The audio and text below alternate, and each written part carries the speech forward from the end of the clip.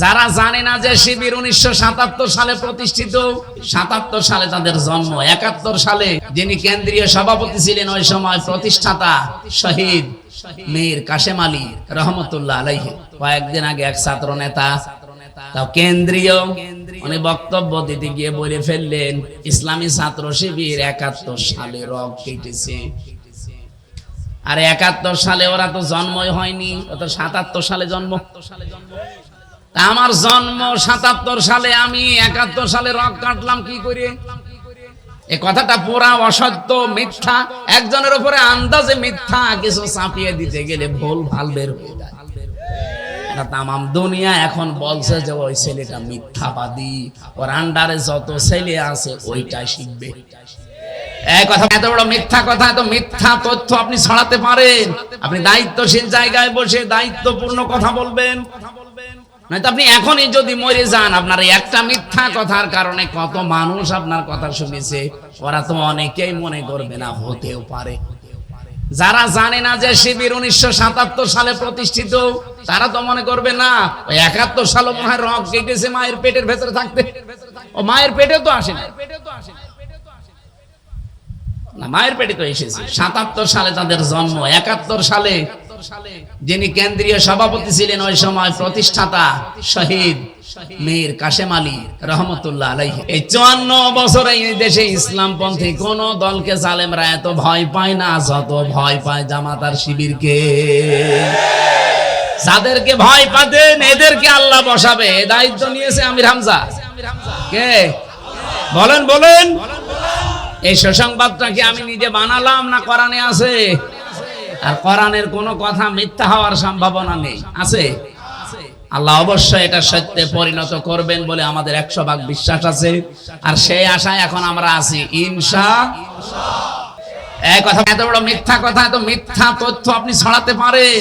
আপনি দায়িত্বশীল জায়গায় বসে দায়িত্বপূর্ণ কথা বলবেন, নয়তো আপনি এখনই যদি মরে যান, আপনার একটা মিথ্যা কথার কারণে কত মানুষ আপনার কথা শুনেছে, ওরা তো অনেকেই মনে করবে না, হতেও পারে। যারা জানে না যে শিবির 1977 সালে প্রতিষ্ঠিত, তারা তো মনে করবে না 71 সালে মনে হয় রগ কেটেছে মায়ের পেটের ভেতরে থাকতে। ও মায়ের পেটে তো আসে না, মায়ের পেটে তো এসেছে। 77 সালে তাদের জন্ম, 71 সালে যিনি কেন্দ্রীয় সভাপতি ছিলেন ওই সময় প্রতিষ্ঠাতা শহীদ মীর কাশেম আলী রহমতুল্লাহ আলাইহি। উনি নাই? সম্মানিত ভাইরা, আমরা এমন কোন কাজ না করি যে আমি চলে গেলাম কিন্তু আমার গোনা বসে নেই, ও চলতে আছে। আমি কবরে আসি ঠিক, কিন্তু আমার এই বোঝাগুলো বাড়তেছে। আগে ছিল হয়তো 10 মণ, এখন হয়ে যাচ্ছে 10,000 মণ। কিয়ামত আসতে আসতে হয়ে যাবে 10 লক্ষ মণ। তখন ফেরেশতারা বলবে আলা সামা ইয়াজিরুন, কত নিকৃষ্ট বোঝা এই লোকটা বহন করে নিয়ে যাচ্ছে। আজ হয়তো মানুষ আপনাকে দেখলে চেয়ার ছেড়ে দেয়, সম্মান করে সালাম দেয়। ফেরেশতারা যখন এই কথা আপনাকে দেখিয়ে বলবে দেখেন কত নিকৃষ্ট বোঝা বহন করে নিয়ে যাচ্ছে, কেমন লাগবে বলেন তো ওই জায়গায়? আল্লাহ আমাদের বাঁচান, জোরে বলেন আমিন। এজন্য নেকির মূল্য আমরা এখন টের পাচ্ছি না, চোখ বন্ধ হলে আমরা টের পাবো। আল্লাহ আমাদেরকে এখনই এই কামাই করার জায়গায় নেকি কামাই করার তৌফিক দিন, বলেন আমিন। সূরা তাওবা থেকে মাত্র একটা আয়াতের অংশ বিশেষ পড়েছি, খুব গুরুত্বপূর্ণ বিষয়। আমরা আসেন তাফসীর আকারে কিছু কথা শুনি, নাকি বাড়ি চলে যাবেন? তাফসীর মাহফিল লেখা না এখানে? হ্যাঁ, তাফসীরুল কোরআন মাহফিল লিখে দিয়েছে। সূরা তাওবা 129টা আয়াত আছে। আমরা 111 নম্বর আয়াতের মাত্র 4 ভাগের 1 ভাগ পড়েছি। রব্বুল আলামিন বলেন ওমান আওফা বিআহদিহি মিনাল্লাহি ফাস্তাবশিরু বিবাইইকুমুল্লাযী বায়াতুম বি ওয়া যালিকা হুয়াল ফাওজুল আযীম। আওফা দিয়েছেন আল্লাহ। কে আছে এমন? পূর্ণকারী, অধিক পূর্ণকারী। ইসমে তাফসীল ওমান আওফা বিআহদিহি মিনাল্লাহ, আল্লাহর তুলনায় অঙ্গীকার পূরণকারী হিসাবে আর কে আছে দুনিয়ায়? ওমান আসদাকু মিনাল্লাহি হাদিসা, ওমান আসদাকু মিনাল্লাহি কিলা। আল্লাহর চাইতে সত্য কথা বলা, আল্লাহর চাইতে সত্য ভাষণ দেওয়া মানুষ দুনিয়াতে আছে? আল্লাহ পাক বলেন আমি নিজে বলছি আমার চাইতে ওয়াদা পূরণকারীও কেউ নেই। সুতরাং এই যে আগে আয়াতের ভেতরে যে ওয়াদা করলে জান আর মাল আম্মাকে দেবে, আমি তোমাদের জান্নাত দিয়ে দেব। ফাস্তাবশিরু বিবাইইকুমুল্লাযী বায়াতুম বি। এই পৃথিবীতে যেই লোকটা এভাবে আল্লাহর সাথে চুক্তিবদ্ধ হয়েছে, বেচা কিনা করেছে, ক্রয় বিক্রয় করেছে, সওদা করেছে আল্লাহর সাথে, সে জানো ফাস্তাবশিরু, বাশির না দিয়ে কতগুলো অক্ষর আল্লাহ বেশি করলেন। আরবি গ্রামারের নিয়ম অনুযায়ী কোন শব্দে যদি অক্ষর বেশি হয় তার গুরুত্ব বেড়ে যায়। আল্লাহ বাশির না দিয়ে ফাস্তাবশিরু, অনেকগুলো অর্থ অক্ষর বেশি আছে। আল্লাহ বলেন তারা যেন সুসংবাদ গ্রহণ করে, খুশি হয়। কি করতে খুশি হবে? বিবাইইকুমুল্লাযী বায়াতুম বি, ওরা যে সওদা করেছে, বেচা কিনা করেছে, এই কারণে তারা যেন খুশি হয়। ওয়াদালিকা হুয়াল ফাউজুল আযীম, এইটাই হচ্ছে সবচাইতে মহান সফলতা। এটা বাংলা অর্থ ছিল। এবার আসেন আমরা একটু ব্যাখ্যা করি। এই বাংলাদেশেরটা আমরা আছি যেহেতু এই দেশে, এই দেশেরটাই বলছি। এই দেশে আমরা যারা আল্লাহর জন্য জান আর মাল সত্যি দিয়ে দিয়েছি, এই মানুষগুলো আমরা এমন ব্যবসায় লেগেছি যেই ব্যবসায় তিজারাত লাং তাবুর, কোনদিন আমাদের ব্যবসায় লস নেই।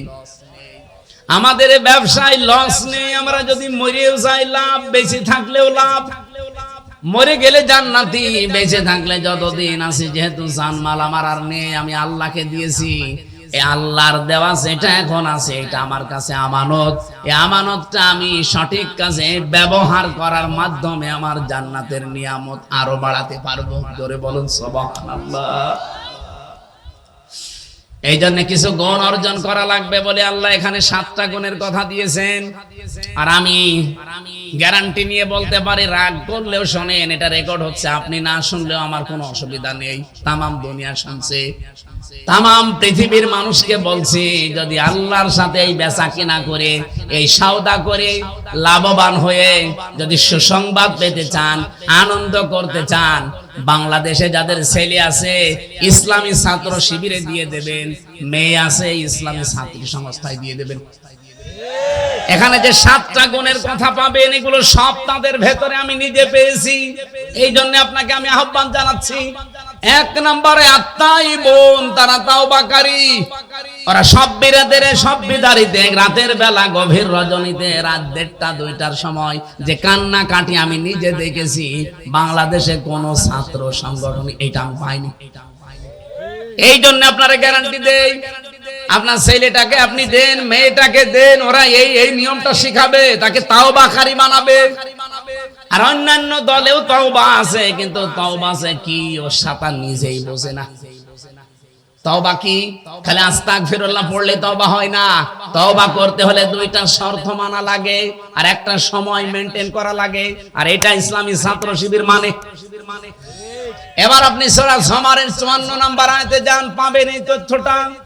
রব্বুল আলামিন বলেন, কেউ যদি তাওবা করতে চায়, জীবনের অপরাধগুলো ক্ষমা করে নিতে চায়, কি করা লাগবে জানো? ওয়া আনিবু ইলা রাব্বিকুম ওয়া আসলিমু লাহু মিন ক্বাবলি আইয়াতিয়াকুমুল আযাবু সুম্মা লা তুনসারুন। 1 নম্বরে আপনাকে ফিরে আসা লাগবে আল্লাহর দিকে। 2 নম্বর, আল্লাহর বিধান এখন যেখানে যেটা পাবেন আত্মসমর্পণ করে দেবেন, মাথা নত করে দেবেন, সারেন্ডার করে ফেলবেন। এই 2টা শর্ত শুনতে যত সহজ মনে হচ্ছে, এই 2টা শর্ত মানা অত সহজ না। আমি আল্লাহর দিকে ফিরে যদি আসি, আমার তাকে আর সুখ থাকবে না।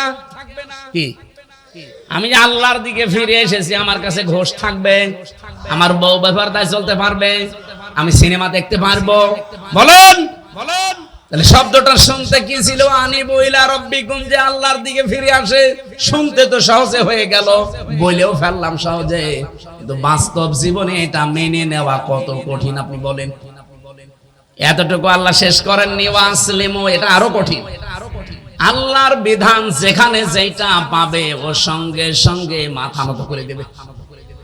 এটা যে কত বড় কঠিন কাজ, যারা এর সমস্যায় সম্মুখীন হয়নি সে বুঝবে না। আল্লাহর বিধান যখন যেটা সামনে আসবে না, আমার নিজের আর কিছু নেই, কারণ আমি বলি না সলাতি ওয়া নুসুকি ওয়া মাহইয়ায়া ওয়া মামাতি লিল্লাহি রাব্বিল আলামিন পড়ে ফেলেছি। এখন আমার আর নিজের মন মতো কিছু করার কায়দা নেই। এই যে আমার নিজেরটা ধরেন, হ্যাঁ অনেকে মনে করতে পারেন আপনি মানুষ ট্রাই করার জন্য প্রথমে মেম্বারে দাঁড়ায়, এরপরে চেয়ারম্যানে দাঁড়ায়, এরপরে ভাইস চেয়ারম্যানে দাঁড়ায়, এরপরে উপজেলা চেয়ারম্যানে দাঁড়ায়, এরপরে মেয়রে দাঁড়ায়, এরপরে এমপি দাঁড়ায়। আপনি তো কিছুই কোনোদিন দাঁড়ালেন না, একবারে আপনার এই এমপিতে দাঁড় করিয়ে দিয়েছে। এটা দাঁড় করিয়ে আমার জন্য ভালো হয়নি, আমার দুনিয়ার হিসাবে আমার আরো লস হয়েছে।